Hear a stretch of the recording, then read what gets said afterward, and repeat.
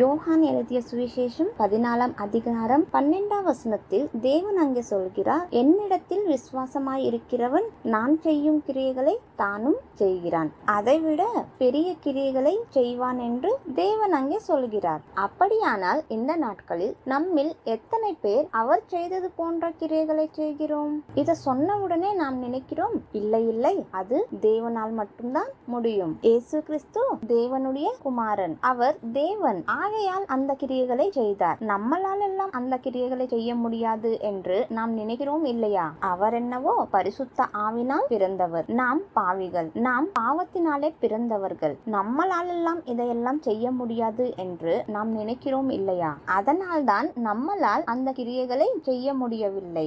ஏனென்றால் அப்போஸ்தலர்கள் எப்படி அடையாளங்களையும் அற்புதங்களையும் செய்தார்? சப்பானிகளை நடக்க வைத்தார், நோயாளிகளை குணப்படுத்தினார், மரித்தவர்களை எழுப்பினார், பிசாசுகளை துரத்தினார் இல்லையா?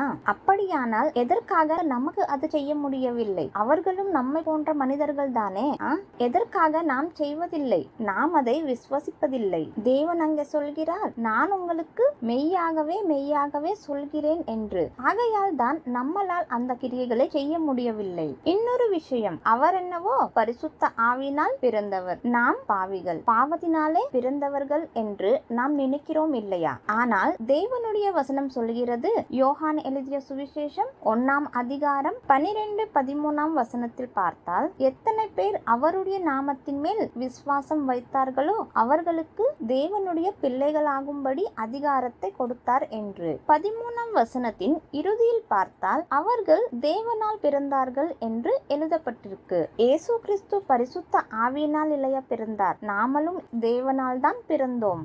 தேவனுடைய வசனம் சொல்கிறது, ஒருவன் புதியதாக ஜலத்தினாலும் ஆவினாலும் பிறக்காவிட்டால் தேவனுடைய ராஜ்யத்தை பிரவேசிக்க முடியாது என்று சொல்கிறது. இயேசு கிறிஸ்து எப்படி ஆவினாலே பிறந்தாரோ அதே போல நாமளும் ஆவினாலே பிறந்திருக்கிறோம், தேவனுடைய பிள்ளைகளாக இருக்கிறோம்.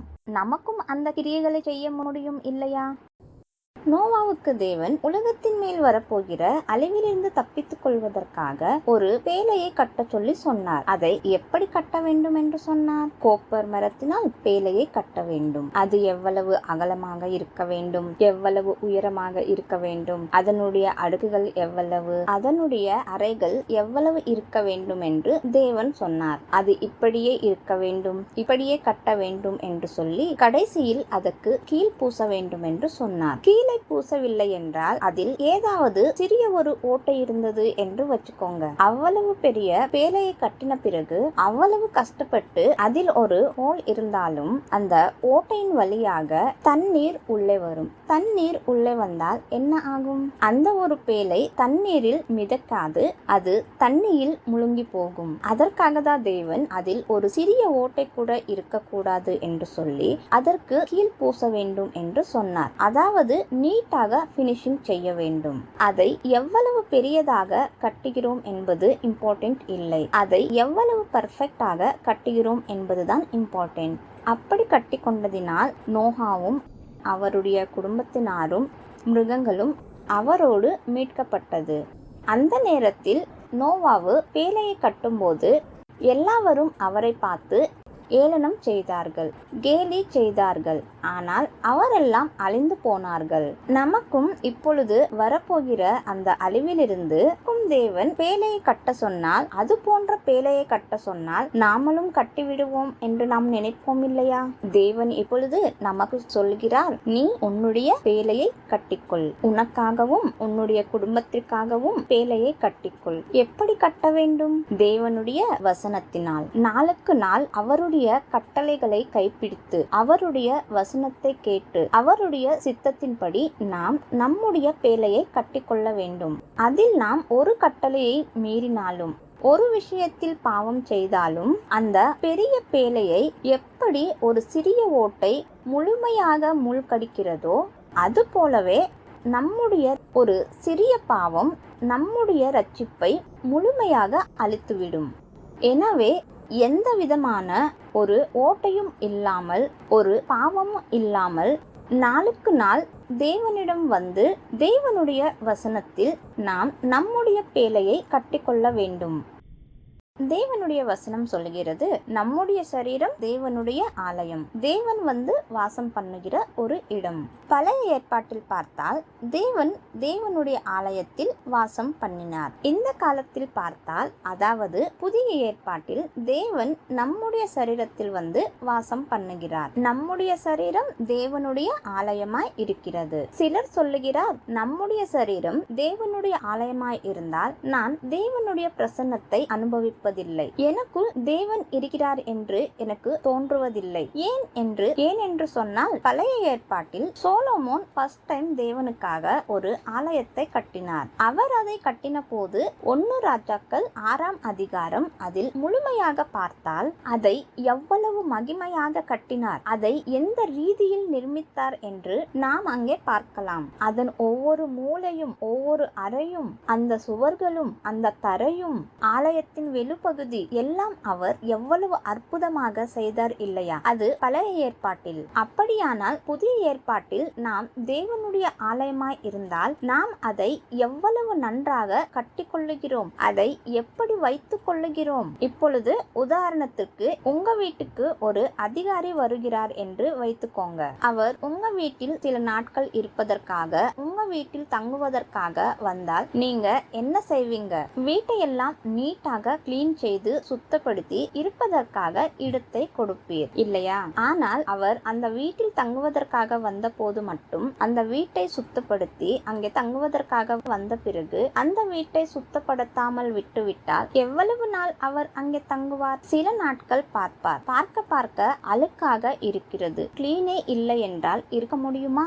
நீ இருக்கிற வீடே ஆகட்டும், கொஞ்சம் அழுக்கு இருந்தாலும் நீ அங்க உட்கார்வாயா? இல்ல அல்லவா? நாம் இருக்கிற வீட்டையே நாம் நாளுக்கு நாள் சுத்தப்படுத்துவோம். எங்காவதும் ஏதாவது கொஞ்சம் டஸ்ட் வந்தாலும், ஏதாவது அழுக்கானாலும் உடனே நாம் அதை கிளீன் பண்ணுவோம்.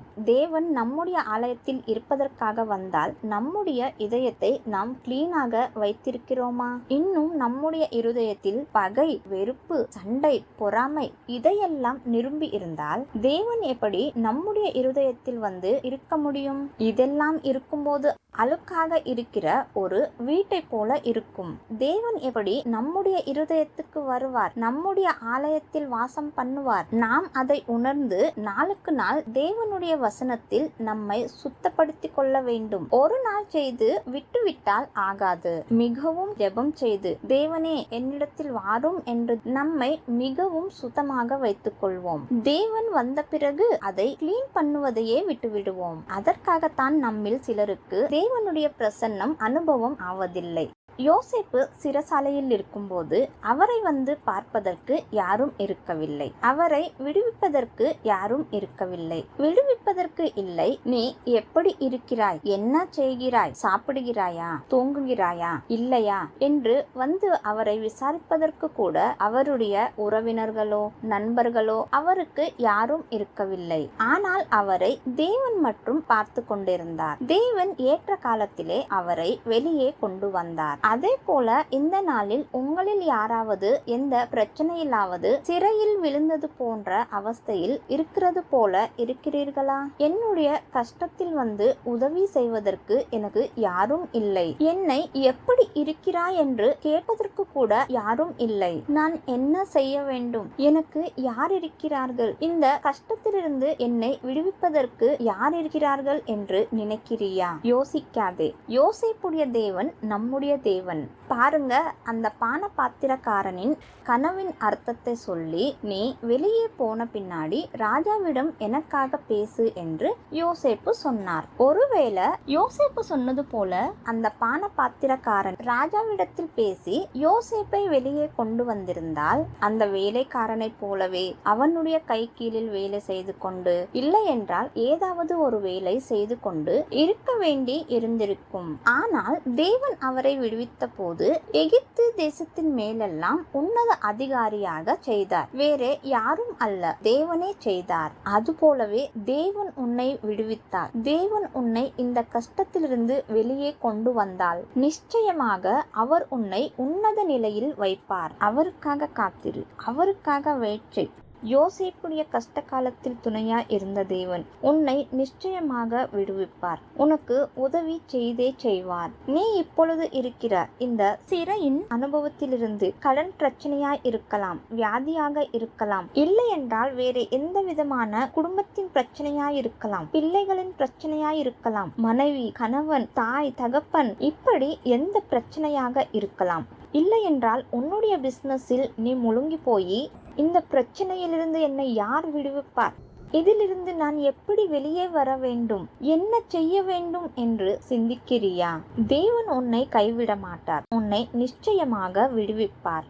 ரோமர் 8:15 நாம் மீண்டும் பயப்படுவதற்கு அடிமைத்தனத்தின் ஆவியை பெறவில்லை, புத்திர சுவிகாரத்தின் ஆவியை பெற்றிருக்கிறோம் என்று எழுதப்பட்டிருக்கு. அப்படியானால் நம்மில் எத்தனை பேர் தேவனிடத்தில் பிள்ளைகள் என்ற எண்ணத்தில் போகிறோம்? பிள்ளைகள் என்ற எண்ணத்தில் போகிறோமா, அல்லது இன்னும் அடிமைகள் என்ற எண்ணத்தில் போகிறோமா? அடிமைகள் அல்ல, புத்திரர் என்று உங்களுக்கு புரிவதற்காக ஒரு விதவை இருந்தால் என்று வச்சுக்கலாம். வேலை செய்வதற்காக பணக்காரர் வீட்டில் போய் வேலை செய்து கொண்டு இருந்தாள். அவளுக்கு ஒரு சிறிய பையன் இருந்தான். அந்த பையனை வீட்டில் பார்த்து கொள்வதற்கு யாரும் இல்லை என்று அவனை கொண்டு போய் மூலையில் உட்கார வச்சு வேலை செய்து கொண்டு இருந்தாள். அந்த வீட்டின் பணக்காரனுக்கு ஒரு மகன் இருந்தான். அந்த மகன் வீட்டில் எல்லா இடங்களிலும் சுத்துகிறான், சோஃபா செட்டில் உட்காருகிறான், டைனிங் டேபிளில் உட்காருகிறான், பெட்டில் படுக்கிறான். இதெல்லாம் பார்த்து அந்த பையனுக்கு எனக்கும் அங்கெல்லாம் உட்கார வேண்டும், பெட்டில் படுக்க வேண்டும் என்று ஆசையானது. தன் தாயினிடம் சொன்னான். அவள் சொன்னாள், இல்லை இல்லை, நாம் அடிமைகள், வேலை செய்கிறவர்கள், நாம் அங்கெல்லாம் உட்காரக்கூடாது, படுக்க கூடாது என்று சொன்னாள். ஒவ்வொரு முறையும் அந்த பிள்ளை கேட்கும் போதெல்லாம் அவள் இதையே சொல்வாள். இதே போல இருக்கும்போது சில மாதங்களுக்கு பிறகு அவள் உடல் நல்லா இல்லாமல் மரித்து போனாள். அந்த வீட்டின் எஜமானன் மிகவும் நல்லவன், இரக்கமுள்ளவன். அந்த பிள்ளையின் மேல் இரக்கம் கொண்டு அவன் அனாதையாகிவிட்டான் என்று அவனை தத்தெடுத்து தன் வீட்டிற்கு கொண்டு வந்தான். நல்ல துணி, சாப்பாடு எல்லாம் கொடுத்து வீட்டையெல்லாம் காட்டி சொன்னான், இன்று முதல் நான் உன்னுடைய தகப்பன், இந்த வீடு உனது, உனக்கு எப்படி வேணுமோ அப்படி இருக்கலாம், இந்த வீடு உனக்கு சொந்தமானது என்று சொன்னான். ஆனால் இந்த பிள்ளை என்ன செய்கிறான்? அவனுடைய மைண்டில் என்ன இருக்கிறது? நாம் அடிமைகள் என்கிற எண்ணம். அமரு என்று சொன்னால் அவன் சோஃபா செட்டில் வந்து அமருவதில்லை. முன்னே எங்கே அமருவானோ அங்கே போய் அந்த மூலையில் அமருகிறான். அந்த பிள்ளை ஒரு ரூம் கொடுத்து பெட் கொடுத்து பெட் மேல படுக்க சொல்லி சொன்னால் அவன் தரையில் படுக்கிறான். ஏன்? அந்த பிள்ளை மைண்டில் நினைக்கிறது நாம் அடிமைகள், வேலை செய்கிறவர்கள் என்று. இதே போலவே நாம் பழைய ஏற்பாட்டை பார்த்து புதிய ஏற்பாட்டில் நாம் பிள்ளைகளாக இருக்கிறோம், புத்திரர்களாக இருக்கிறோம் என்பதை மறந்து விடுகிறோம். கிறிஸ்துவுக்கு முன்னால் மனிதர்கள் அடிமைகளாக இருந்தார். இப்பொழுது நாம் என்னவாக இருக்கிறோம்? பிள்ளைகள். அந்த ஒரு எண்ணத்தில் அப்படியாக நாம் தேவனிடம் வருகிறோமா? அடிமை எஜமானிடத்தில் பணம் அல்லது லீவ் வேண்டுமென்றால் கொடுப்பாரோ இல்லையோ தெரியாது, அதற்காக பயத்தோடு கேட்கிறான். ஆனால் மகன் தந்தையிடம் பணம் வேண்டும் என்றால் தைரியமாக கேட்கிறான். அதுபோல சுதந்திரமாக நாம் தேவனிடம் கேட்கிறோமா? இன்னும் அடிமைகள் போல பயந்து கொண்டு கேட்கிறோமா? யோசேப்பும் அவரோடு இருந்த ராஜாக்களும் யுத்தம் செய்வதற்காக சென்று காட்டிலே தண்ணீர் இல்லாமல் மிகவும் கஷ்டப்பட்டார்கள். அங்கே தீர்க்கதரிசிகள் யாராவது இருக்கார்களா என்று தேடி எலிசாவிடம் சென்றார்கள். எலிசா தேவனிடத்தில் ஜெபித்து, இந்த பள்ளத்தாக்கில் குழிகளை வெட்டுங்கள், காற்றையும் மலையையும் காணாவிட்டாலும் தண்ணீர் வந்து நிரம்பும் என்று சொன்னான். அவர்கள் அப்படி செஞ்ச போது அவருக்கு தண்ணீர் கிடைத்தது. அவர்களுடைய கஷ்டம் நீங்கியது. அதே போல நாம் தேவனுடைய வசனத்தை கேட்கும் போது அதனால் நமக்கு பிரயோஜனம் கிடைக்க வேண்டும் என்றால் தேவன் சொல்லும்படி நாம் செய்ய வேண்டும். ஆனால் நாம் எப்படி இருப்போம் என்றால் வசனத்தை கேட்பதிலே நாம் மிகவும் பலவீனமாக இருப்போம். சிலர் எப்படி இருப்பார்கள் என்றால் நிலத்தின் மேல் தண்ணீர் விழுந்து சிறிது நிலைத்துவிட்டு செல்வது போல அவருடைய இருதயத்தில் வசனம் கொஞ்சம் மட்டுமே இருக்கும். சிலர் பள்ளத்தாக்கில் கொஞ்சம் தண்ணீர் இருப்பது போல அவருடைய இருதயத்தில் வசனம் கொஞ்சம் மட்டுமே இருக்கும். இன்னும் சிலர் எப்படி இருப்பார்கள் என்றால் பாறையின் மேல் தண்ணீர் வந்து விழுந்து அப்படியே வலிந்து போவது போல இருப்பார்கள். அதனால் ஏதாவது பிரயோஜனம் இருக்கிறதா? ஒரு காதில் கேட்டு இன்னொரு காதில் விட்டு விடுவார்கள். தேவனுடைய வார்த்தையை வாசி வாசிப்பதினாலும் கேட்பதினாலும் அந்த வார்த்தையினால் அவர்களுக்கு எந்த பிரயோஜனமும் இருக்காது. அவர்கள் எந்த மாதிரி பள்ளத்தாக்கில் குழிகளை வெட்டினார்கள்? எதற்காக வெட்டினார்கள்? பள்ளத்தாக்கில் தண்ணீர் வந்து நின்றால் தேவையான அளவு தண்ணீர் போதாது. அதற்காகத்தான் தேவன் குழிகளை வெட்டுங்கள் என்று சொன்னார். அவர்கள் எவ்வளவு ஆழமாக குழிகளை வெட்டினார்களோ அவ்வளவு தண்ணீர் கிடைத்தது. நாமும் தேவனுடைய வார்த்தையை மிகவும் கவனமாக கேட்பது மட்டுமல்லாமல் மீண்டும் மீண்டும் அதை தியானிக்க வேண்டும். ஒவ்வொரு முறையும் நாம் வசனத்தை தியானிக்கும் போது அது எப்படி இருக்கிறது என்றால், குழிகளை வெட்டிய விதத்தில் பள்ளத்தாக்கை ஆழமாக வெட்டி கொண்டு செல்வது போல நீ வசனத்தை தியானிக்கும் போது அந்த வசனம் ஆழமாக உன்னுடைய இருதயத்தில் செல்லும். அப்பொழுது என்னவாகும் என்றால், தேவன் அனுப்பும் ஆசீர்வாதம், அந்த உதவி உனக்கு கிடைக்கும். இதையெல்லாம் செய்யாமல் நீ ஜஸ்ட் வார்த்தையை கேட்டு அப்படியே விட்டுவிட்டால், கேட்பதினாலும் வாசிப்பதினாலும் அந்த வார்த்தையிலிருந்து உனக்கு எந்த விதமான பிரயோஜனமும் இருக்காது. வெளிப்பாடு புஸ்தகத்தில் தேவன் சொல்கிறார், நான் உங்களை ராஜாக்களும் ஆசாரியர்களும் ஆக்கியிருக்கிறேன் என்று. ராஜாக்கள் என்றால் அதிகாரமும் வல்லமையும் இருக்கிறது இல்லையா? நாம் ஆசாரியர்களாக என்னவோ நடந்து கொள்ளுகிறோம். எப்பொழுதும் ஜெபம் செய்கிறோம், உபவாசம் இருக்கிறோம், தேவனுக்கு ஸ்தோத்திரம் என்கிற பலியை செலுத்துகிறோம் இல்லையா? ஆனால் ராஜாக்களாக அதிகாரத்துடன் நடக்கிறோமா? நாம் எப்போதும் ஜெபம் செய்து கொண்டே இருப்பது அல்ல. ஜெபம் செய்ய வேண்டிய நேரத்தில் ஜெபம் செய்ய வேண்டும், யுத்தம் செய்ய வேண்டிய நேரத்தில் யுத்தம் செய்ய வேண்டும். அதாவது நமக்கு வருகிற பிரச்சனைகளின் மத்தியில் நாம் என்ன செய்ய வேண்டும்? யுத்தம் செய்ய வேண்டும். ஏனெனில் தேவன் நம்மை ராஜாக்களாக செய்துள்ளார். ராஜாக்களாக செய்து நமக்கு அதிகாரத்தை கொடுத்துள்ளார். சாத்தானின் மீது நமக்கு முழு அதிகாரத்தை கொடுத்துள்ளார். இப்போது உதாரணத்துக்கு தாவீது கோலியாத்துடன் யுத்தம் செய்ய செல்ல வேண்டும். தாவீது கோலியாத்து முன்னால் சென்று யுத்தம் செய்யாமல் முழங்கால் படியிட்டு, தேவனே எனக்கு உதவி செய்யும் என்று சொல்லிக் கொண்டிருந்தால் எப்படி இருக்கும்? அங்கே யுத்தம் செய்ய வேண்டும் இல்லையா? யுத்தம் செய்ய வேண்டிய நேரத்தில் யுத்தம் செய்ய வேண்டும், ஜெபிக்க வேண்டிய நேரத்தில் ஜெபிக்க வேண்டும். தாவீது எப்போதும் யுத்தம் செய்ய வேண்டிய நேரத்தில் யுத்தம், ஜெபம் செய்ய வேண்டிய நேரத்தில் ஜெபம் செய்து கொண்டிருந்தார். சும்மா ராஜா ஆனால் போதாது. ராஜாவுக்கு எந்த குவாலிட்டிஸ் இருக்க வேண்டும்? தாவீதை பார்த்தால் ஜெபம் செய்ய வேண்டிய நேரத்தில் ஜெபம் செய்வார். யுத்தம் செய்ய வேண்டிய நேரத்தில் தைரியமாக தேவன் மீது நம்பிக்கை வைத்து யுத்தம் செய்வார். ஆனால் சவுலை பார்த்தால், அந்த கோலியாத்து வந்த போது 40 நாட்கள் இஸ்ரவேலர்களும் சவுலும் பயந்து போய் ஜெபம் செய்து கொண்டு இருந்தார்கள். யுத்தம் செய்ய போகவில்லை. தாவீது தைரியத்துடனும் நம்பிக்கையுடனும் தேவன் எனக்கு உதவி செய்வார் என்று சென்று யுத்தம் செய்தான். அதே போல நாமும் பிரச்சனைகள் வரும்போது வெற்றி தருவது தேவனே. ஏனெனில் தாவீதுக்கு வெற்றி கொடுத்தது தேவனே. அங்கே தாவீது சென்று பெரிய யுத்தமோ போராட்டமோ செய்யவில்லை.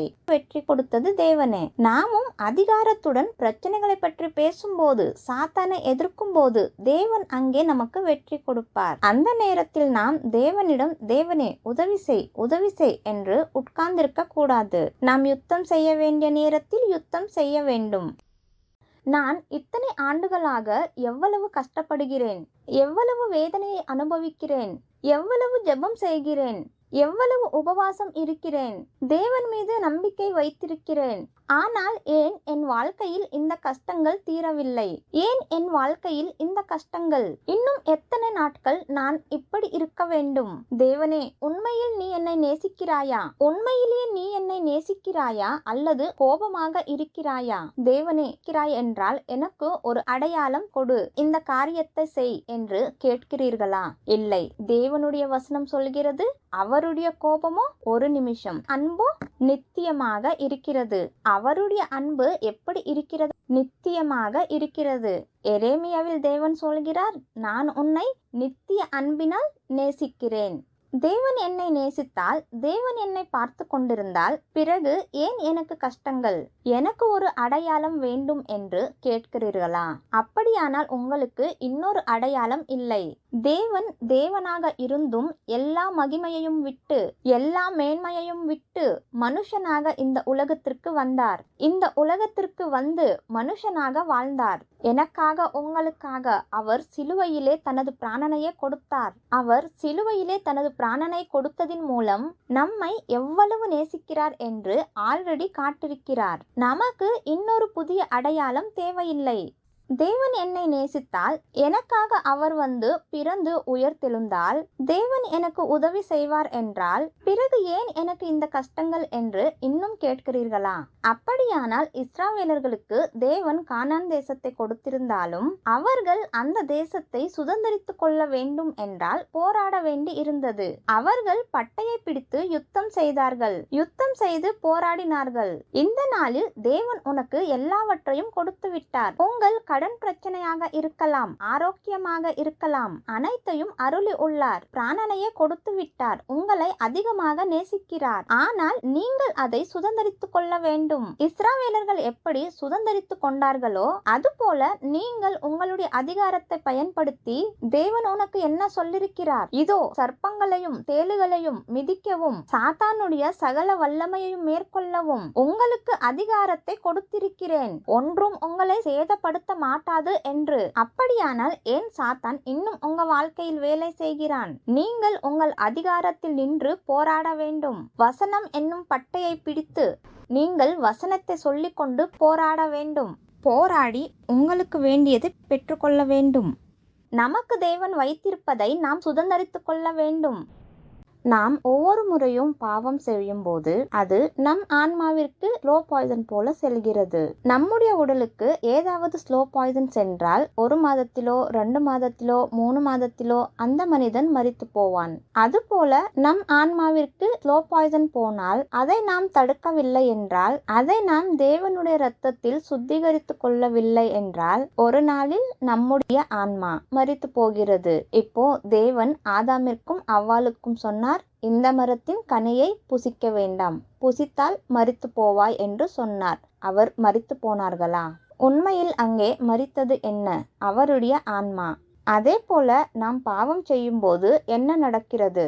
தொடர்ந்து பாவம் செய்து கொண்டிருந்தால் ஆன்மா மரித்துவிடும். ஒருவருடைய உடலில் ஸ்லோ பாய்சன் இருக்கிறதா இல்லையா என்று டாக்டர்ஸ் பிளட் எடுத்து செக் செய்வார்கள். இன்னும் டீட்டெயிலா செக் செய்ய வேண்டும் என்றால் அவர்கள் என்ன செய்வார்கள் என்றால், ஃபாரன்சிக் டாக்டர்ஸ் தலைமுடி எடுத்து அந்த முடியில் செக் செய்வார்கள். எந்த நாளிலிருந்து இந்த ஸ்லோ பாய்சன் உடலுக்கு போய்கொண்டு இருக்கிறது, எவ்வளவு நாள் போயிருக்கிறது, இடையில் எந்த நாளில் போகவில்லை, எந்தெந்த நாட்களில் அவர் சேவித்தார், எவ்வளவு மாதங்களாக அல்லது எவ்வளவு நாட்களாக இந்த ஸ்லோ பாய்சன் அவருடைய உடலுக்கு சென்றிருக்கிறது என்று செக் செய்வார்கள். அதே போல நாம் பாவம் செய்கிறோம் என்பது நமக்கு தெரியும், நம்முடைய ஆன்மாவுக்கு பாவம் போகிறது என்பது நமக்கு தெரியும். இன்னும் விரைவாக தெரிந்து கொள்ள வேண்டும் என்றால் தேவனுடைய வசனத்தில் தினமும் நம்மை பரிசோதித்துக் கொள்ள வேண்டும். நம் ஆன்மாவிற்கு இன்று ஸ்லோ பாய்சன் போயிருக்கிறதா, நாம் எந்த பாவத்தில் இருக்கிறோம், அதை விட்டுவிட வேண்டும் என்று சொல்லி